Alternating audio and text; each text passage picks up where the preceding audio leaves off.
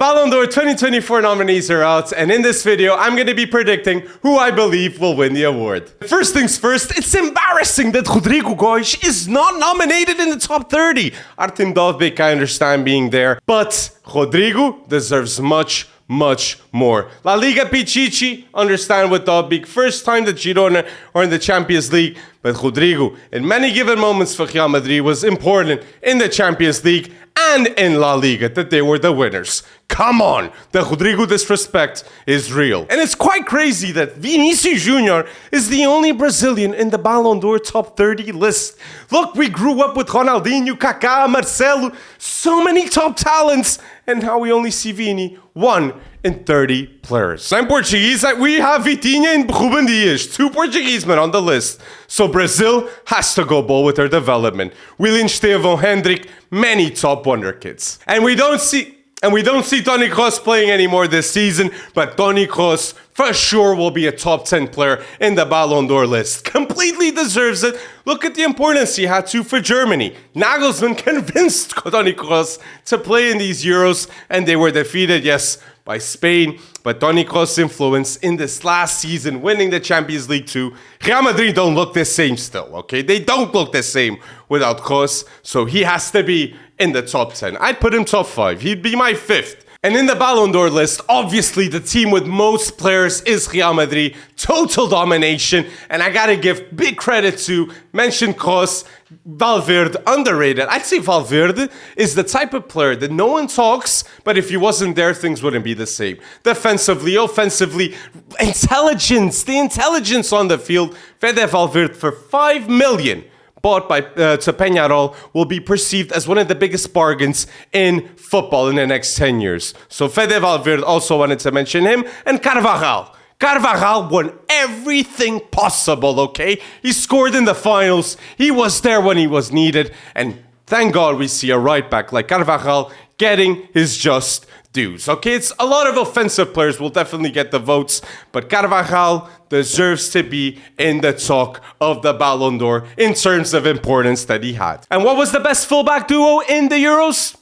I'm going to give you time, and Nunes, okay, he can be in the talk of best left back in the Euros, just like Ferdi Kadioglu, but the best fullback duo of the Euros, no doubt, was Marco Kurela and Dani Carvajal. So he deserves this respect, and the longest player to stay at Real Madrid until now, okay? More than 10 years, and Dani Carvajal is still a Real Madrid player. Interesting enough, he was loaned to Bayer Leverkusen in the past. That's a fun fact. And a lot of Real Madrid in the start of this video, so I'm going to switch to the other side a bit, because the Copa Trophy does exist too. And yes, João Neves will not be winning the Copa Trophy, but I hope you people at home start to give a lot more credit to João Neves, one of the best midfielders in form right now in football. If you see the game of PSG, how he's playing. First 2 games, 2 assists in each of them. As a sub, coming on. João Neves is a player that we know. I said it. He's not going to leave the Portuguese national team, and we're so lucky. So lucky to have him. PSG, obviously. Vitinha's in the top 30 and João Neves next to him. But yes, second place I'll give to João Neves in the Copa Trophy.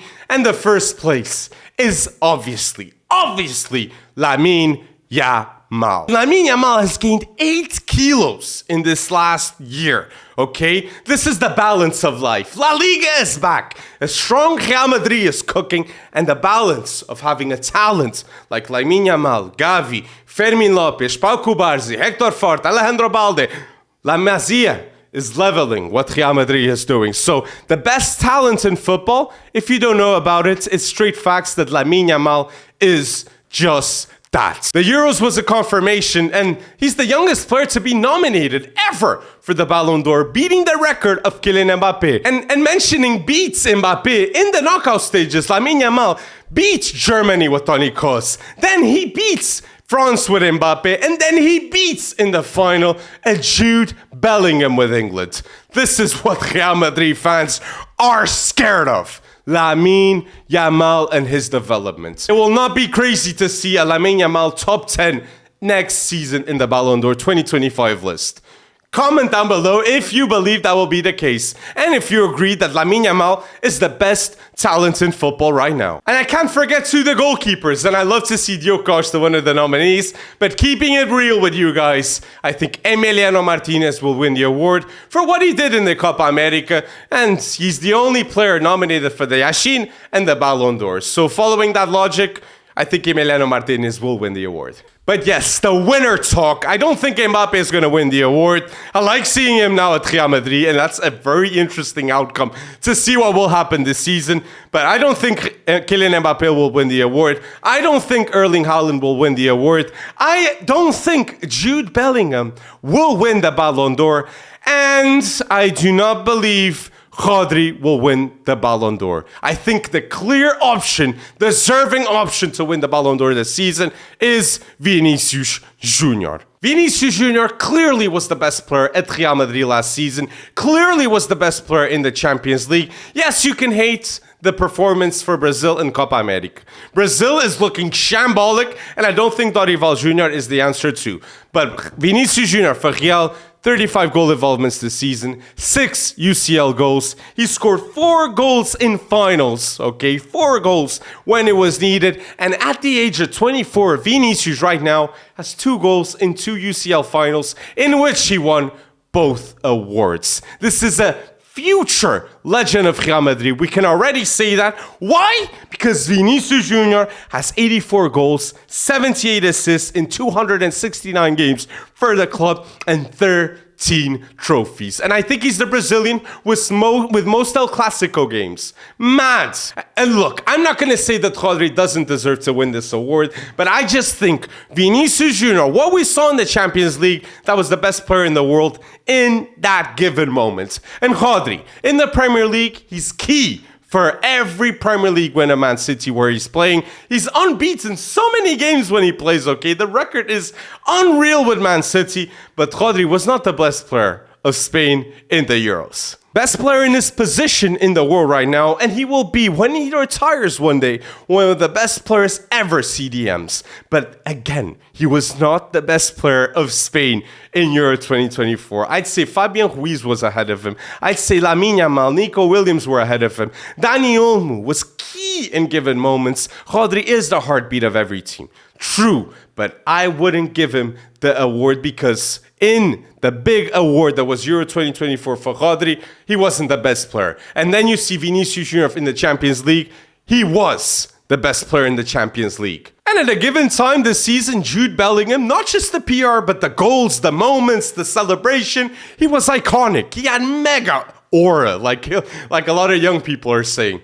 But Vini, I think Jude Bellingham stated too. When he took that photo, he is the best player in the world. And yeah, it makes too much sense this season. But comment if you agree with my logic with Rodri and Vinicius Jr. Because yes, it's going to be a tough choice on who's going to win the Ballon d'Or. And I want to make a quick mention to Erling Haaland because I do believe the Erling Haaland hate is getting a bit out of hand. I believe Erling Haaland, when he leaves Man City one day in the Premier League, there's a real chance he'll be perceived as the best finisher ever in the Premier League, because I've never seen a guy so consistent and so obsessed with goals like this man. Generational talent. So people, respect more the fact that Erling Haaland did what he did in his first season in the Premier League, and he competed with Messi for the Ballon d'Or when he won the World Cup the way he did.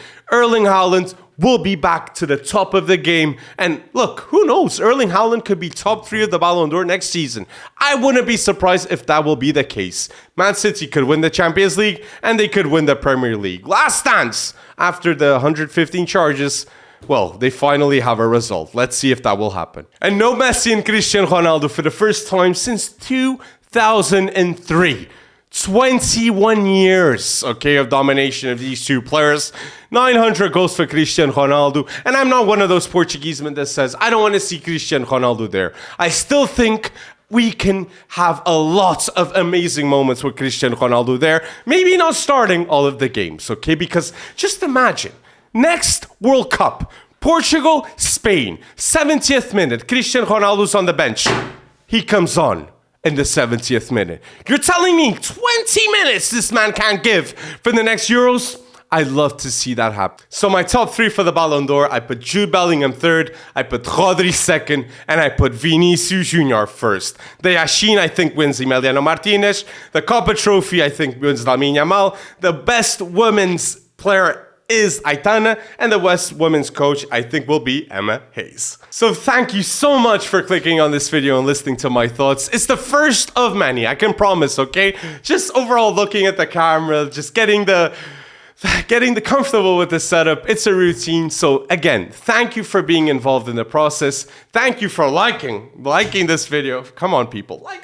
It's a huge help for me. And yeah, I can promise that a lot more videos are gonna come, and a lot bolder. And comment who you believe will win the Ballon d'Or, okay, people? Thank you so much for supporting in this video.